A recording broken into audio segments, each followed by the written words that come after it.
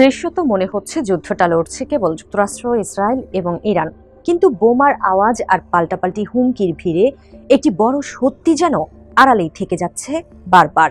পর্দার আড়াল থেকে আসলে কারা নাড়ছে এই সংঘাতের সুতো? আর কেনই বা ট্রাম্প প্রশাসনের সঙ্গে সম্ভাব্য চুক্তির দ্বার প্রান্তে দাঁড়িয়ে হঠাৎ বেইজিং ছুটলেন ইরানের পররাষ্ট্রমন্ত্রী আব্বাস আরাঘচি?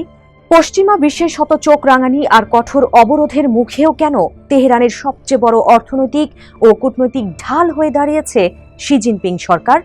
এসব প্রশ্নের উত্তর খুঁজলেই স্পষ্ট হয়ে ওঠে যে ইরান যুদ্ধের গতি প্রকৃতি আসলে এখন পুরোপুরি চীনের হাতের মুঠোয়।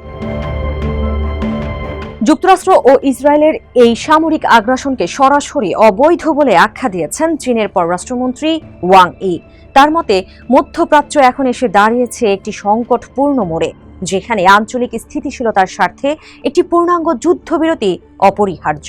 বেইজিংয়ে আরাঘচির এই সফর প্রমাণ করে দিচ্ছে যে চূড়ান্ত কোনো শান্তি চুক্তিতে সই করার আগে নিজেদের সবচেয়ে বড় ক্রেতা এবং বিশ্বস্ত মিত্রের সবুজ সংকেত পেতে মরিয়া তেহরান। আরাঘচি নিজেও স্পষ্টভাবে জানিয়েছেন, শান্তি প্রতিষ্ঠা এবং যুদ্ধ বন্ধের ক্ষেত্রে চীনের ইতিবাচক ভূমিকার ওপর অগাধ আস্থা রয়েছে তাদের, কারণ তারা খুব ভালো করেই জানে চীনের শক্তিশালী অর্থনৈতিক ও কূটনৈতিক সমর্থন ছাড়া দীর্ঘমেয়াদে মার্কিন আগ্রাসন মোকাবিলা করা তাদের জন্য প্রায় অসম্ভব। খুব সুকৌশলে মধ্যপ্রাচ্যের এই দাবার বোর্ডে ঘুঁটি চালছে চীন।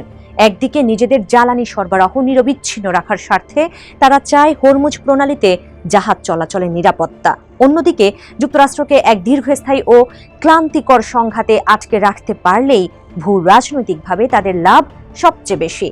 মার্কিন নৌ অবরোধ এবং আন্তর্জাতিক নিষেধাজ্ঞা সত্ত্বেও সস্তায় বিপুল পরিমাণ অপরিশোধিত তেল কিনে তারা একাই বাঁচিয়ে রেখেছে তেহরানের ধুঁকতে থাকা অর্থনীতিকে। শুধু অর্থনীতিই নয়, যুদ্ধ পরবর্তী নতুন আঞ্চলিক নিরাপত্তা কাঠামো তৈরিতেও বেইজিংয়ের ওপর পূর্ণ আস্থা রাখছে ইরান।